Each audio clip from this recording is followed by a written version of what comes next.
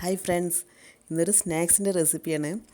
അപ്പോൾ നമുക്കിത് എന്നിങ്ങനെ ചെയ്യുന്നത് നോക്കാം. ഇനി 2 കപ്പ് മൈദ മാവാണ് എടുത്തുള്ളത്. അതിലേക്ക് ആവശ്യത്തിന് ഉപ്പ് ചേർത്ത് കൊടുക്കുന്നുണ്ട്. പിന്നെ വേണ്ടത് നമുക്ക് കുറച്ച് എള്ളാണ്. എള്ള് ഓപ്ഷണലാണ്, എന്നാൽ ചേർത്ത് കൊടുത്തു കഴിഞ്ഞാൽ നല്ലൊരു ടേസ്റ്റ് ആയിരിക്കും കേട്ടോ. അപ്പോൾ അതൊരു ടീസ്പൂൺ ചേർത്തിട്ടുണ്ട്. ഇതെല്ലാം ഒന്ന് മിക്സ് ചെയ്തതിന് ശേഷം നമുക്ക് കുറേശ്ശെ വെള്ളമൊഴിച്ച് ചപ്പാത്തി മാവിൻ്റെ പരുവത്തിന് കുഴച്ചെടുക്കാം. മാവ് കുഴച്ചതിന് ശേഷം നമുക്ക് ഒരു 15 മിനിറ്റ് നമുക്കിത് റെസ്റ്റ് ചെയ്യാൻ വേണ്ടി വെക്കണം. ആ സമയം കൊണ്ട് നമുക്ക് ഫില്ലിങ്ങിന് വേണ്ട കാര്യങ്ങൾ തയ്യാറാക്കാം. വേവിച്ച് വെച്ചിട്ടുള്ള ഒരു ഉരുളക്കിഴങ്ങ് എടുത്തിട്ടുണ്ട്. പിന്നെ ഒരു സവാള ചെറുതായിട്ട് അരിഞ്ഞിട്ടുണ്ട്. പിന്നെ ഇഞ്ചി വെളുത്തുള്ളി ചതച്ചെടുത്തത്. പിന്നെ കുറച്ച് ചിക്കൻ ചേർത്തണമെന്നില്ല. ഇത് ഞാൻ ഉപ്പും മഞ്ഞളും കുരുമുളകും ഇട്ട് വേവിച്ച് വെച്ചതാണ്. ചിക്കൻ ഇല്ലാതെ നമ്മൾ വെജിറ്റബിൾ മാത്രം ചേർത്തിട്ട് ഇതുണ്ടാക്കാം കേട്ടോ. പിന്നെ പച്ചമുളക്, മല്ലിയില, ഇത്രയും ഐറ്റംസ് ഇട്ടിട്ടാണ് ഞാൻ ഫില്ലിങ് തയ്യാറാക്കുന്നത്. ഈ ചിക്കനൊന്ന് നല്ലപോലെ ഒന്ന് അതിൻ്റെ എല്ലില്ലാത്ത രീതിയിൽ തന്നെ എടുത്തിരിക്കുന്നത്, എന്നാലും ഒന്ന് ചെറുതായിട്ട് ചെറിയ പീസാക്കി എടുക്കാം. കടായിൽ ഞാൻ ഓയിൽ ഒഴിച്ചിട്ടുണ്ട്. പിന്നെ അതിലേക്ക് നമുക്ക് സവാള ചേർത്ത് കൊടുക്കാം. നല്ല സോഫ്റ്റ് ആവുന്നവരെ നല്ലപോലെ വഴറ്റി കൊടുക്കാം.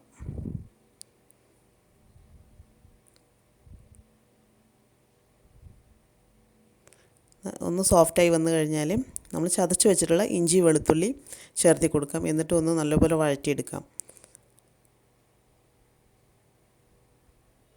പിന്നെ അതിലേക്ക് അരിഞ്ഞു വെച്ചിട്ടുള്ള പച്ചമുളക്, അതും ഒന്ന് ആ എണ്ണയിൽ കിടന്നൊന്ന് വഴറ്റിയെടുത്തതിന് ശേഷം പിന്നെ നമുക്ക് മഞ്ഞൾപ്പൊടി ചേർത്ത് കൊടുക്കാം. 1/4 ടീസ്പൂൺ മഞ്ഞൾപ്പൊടി. പിന്നെ എരിവിന് ആവശ്യമായിട്ടുള്ള മുളക് പൊടി.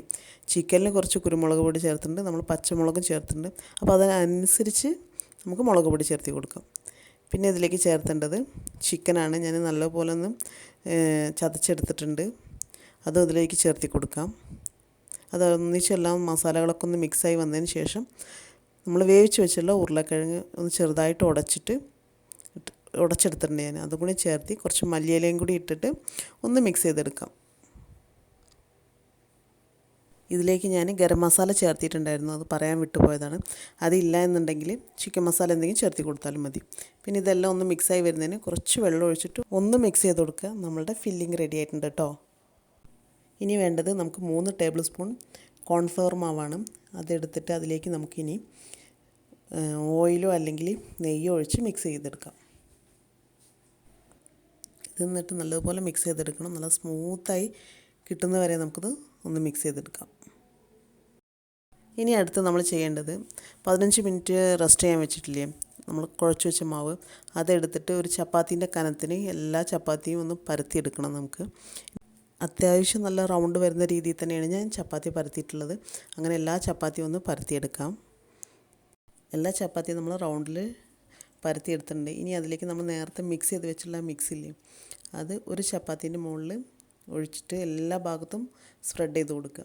ആ ചപ്പാത്തീൻ്റെ എല്ലാ ഭാഗത്തും ഇത് വരുന്ന രീതിയിൽ സ്പ്രെഡ് ചെയ്തിട്ട് ഇനി നമ്മൾ നേരത്തെ എടുത്ത് വെച്ചിട്ടുള്ള ചപ്പാത്തി അതിൻ്റെ മുകളിൽ വയ്ക്കാം. വീണ്ടും ഈ മിക്സ് വീണ്ടും അതിനെ എല്ലാ ഭാഗത്തും സ്പ്രെഡ് ചെയ്യാം. പിന്നെ ഒരല്പം മൈദേൻ്റെ പൗഡർ ഒന്ന് മിക്സ് ചെയ്ത് കൊടുക്കുക. മുകളിലൊന്ന് ജസ്റ്റ് ഒന്ന് സ്പ്രെഡ് ചെയ്ത് കൊടുക്കുക. എന്നിട്ട് അടുത്ത ചപ്പാത്തിയും വയ്ക്കുക. അങ്ങനെ എല്ലാ ചപ്പാത്തിയും വെച്ചതിന് ശേഷം ഇതേപോലെ ഒന്നും കൂടി റോൾ ചെയ്ത് കൊടുക്കുക. അപ്പോൾ ചപ്പാത്തിയുടെ ഓരോ ലെയറുകളും കനം കുറഞ്ഞ് നല്ല ക്രിസ്പി ആയിട്ട് നമുക്ക് കിട്ടാൻ വേണ്ടിയിട്ടാണ് അങ്ങനെ ചെയ്യുന്നത്. പിന്നെ നമ്മൾ കോൺഫ്ലവർ മാവും ഓയിൽ ഒഴിച്ചുള്ള മിക്സും കൂടി ആയതുകൊണ്ട് നമ്മൾ ഫ്രൈ ചെയ്ത് കഴിഞ്ഞാൽ ഒക്കെ നല്ലപോലെ വിട്ട് വരികയും ചെയ്യും. അതിന് വേണ്ടിയിട്ടാണ്. ഇനി കുറച്ചും കൂടി ഓയിൽ സ്പ്രെഡ് ചെയ്തിട്ട് നമുക്കിത് റോൾ ചെയ്തെടുക്കാം. ഫുള്ളായിട്ട് റോൾ ചെയ്യാണ്. ഇങ്ങനെ റോൾ ചെയ്തതിന് ശേഷം നമുക്ക് ഇനി ചെയ്യാനുള്ളത് ഇതൊന്ന് നമുക്ക് കട്ട് ചെയ്തെടുക്കണം. കത്തി വെച്ചിട്ട് കട്ട് ചെയ്ത് കഴിഞ്ഞാൽ നല്ല റൗണ്ട് ഷേപ്പിലുണ്ടാവും. ഉള്ളിലിങ്ങനെ ലെയറായിട്ട് കിട്ടും. നമുക്കിത് എല്ലാം കട്ട് ചെയ്തിട്ട് ഇതൊന്ന് നമുക്ക് പരത്തിയെടുക്കാം. ചെറുതായിട്ട് ഒരുപാട് സ്ട്രെസ് കൊടുത്ത് പരത്താതെ കുറച്ചൊന്ന് പരത്തി കൊടുക്കാം. എന്നിട്ട് ഇതേപോലെ കിട്ടും കേട്ടോ. എന്നിട്ട് നമ്മൾ നേരത്തെ തയ്യാറാക്കിയിട്ടുള്ള ഫില്ലിങ് ഇതിനകത്ത് വെച്ചിട്ട് ഒന്ന് സീൽ ചെയ്തെടുക്കാം. ഇനി ഇതേപോലെ തന്നെ എല്ലാം നമുക്ക് ചെയ്തിട്ട് ഫില്ലിങ് എല്ലാം വെച്ച് സീൽ ചെയ്തിട്ട് നമുക്കിതൊന്ന് ഫ്രൈ ചെയ്തെടുക്കാം. ഇനി ഇതെല്ലാം ഫ്രൈ ചെയ്യുന്നതിന് വേണ്ടിയിട്ട് കടായി വെച്ച് അത് നല്ലപോലെ ചൂടായതിന് ശേഷം നമുക്ക് ഇതൊക്കെ ഒന്ന് ഫ്രൈ ചെയ്തെടുക്കാം കേട്ടോ. ഒരു ഗോൾഡൻ ബ്രൗൺ ആവുന്ന വരെ നമുക്ക് ഫ്രൈ ചെയ്യാം. ഫ്രൈ ചെയ്ത് കഴിഞ്ഞാൽ അത് നമ്മൾ ആദ്യം ആ ലെയറായിട്ടില്ലേ, ആ ലെയർ കറക്റ്റായിട്ട് നമുക്കിതിൽ കാണാനും പറ്റും കേട്ടോ. നല്ല ലെയർ കറക്റ്റായിട്ട് വന്നിട്ടുണ്ടാവും. അപ്പോൾ എൻ്റെ റെസിപ്പി ഇഷ്ടമായെന്ന് ഞാൻ വിചാരിക്കുന്നു. അപ്പം ഇതെല്ലാവരും ഒന്ന് ട്രൈ ചെയ്ത് നോക്കണം കേട്ടോ. വീഡിയോ ഇഷ്ടമായിട്ടുണ്ടെങ്കിൽ ലൈക്ക് ചെയ്യാനും കമൻറ്റ് ചെയ്യാനും മറക്കരുത്. അപ്പോൾ മറ്റൊരു വീഡിയോയുമായിട്ട് നമുക്ക് വീണ്ടും കാണാം.